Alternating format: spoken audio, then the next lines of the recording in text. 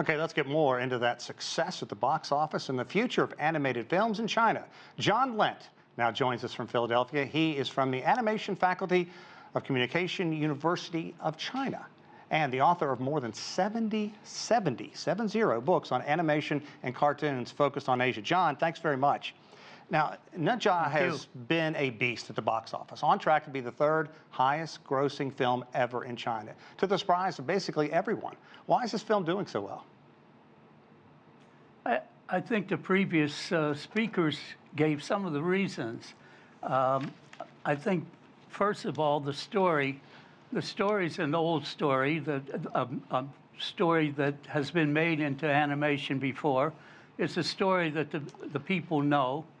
And also, I think the animators have been working in the last few years on storytelling and also the way to tell a story. This has been one of the shortcomings in China for a number of years because a lot of it has been done as what I call fast food. But this film that now is setting records was not such a fast food. They worked on dialogue. They worked on, putting feeling into stories. They worked on the technology. They worked on all of these points. I was told there were 1,600 animators and others working on this over a long period of time. So I think that's part of the secret. And certainly paying off. Well, China has long had lofty goals and working to improve its animation, as you talked about. But explain a bit, and what do you think the future holds for China?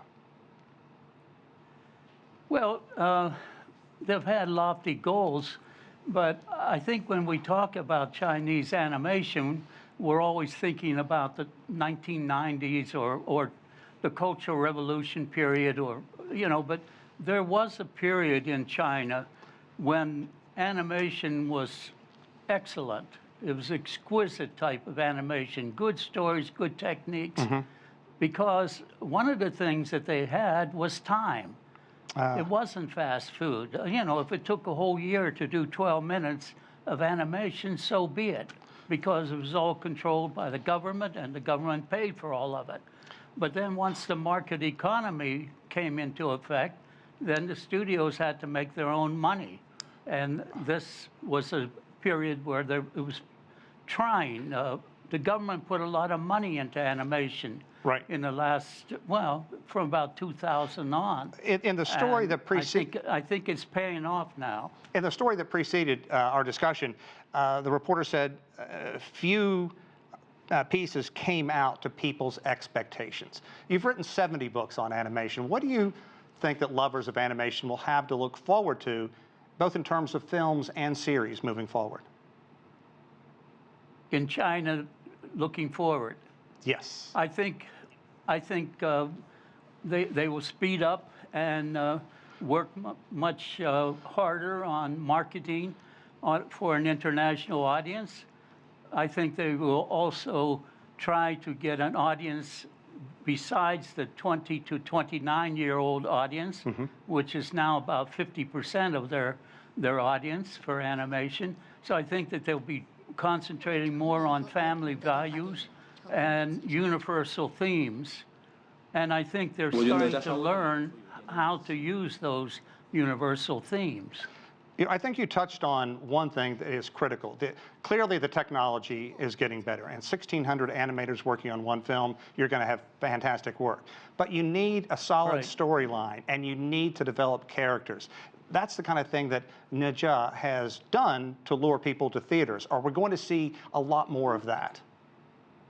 I think so. I think you will see a lot more of that. And I think instead of trying to find stories elsewhere, I think the Chinese will revert to what they were doing back in the 50s, 60s, 50s and 70s, 80s, when they were relying on many of their own stories. And I think that we will see more of that. Well, John Lent, it has been a pleasure, and I really want to see that film, so hopefully I'll get a chance to see it soon enough. John Lent, thank you very much for your insight. We appreciate it. Thank you. Bye-bye.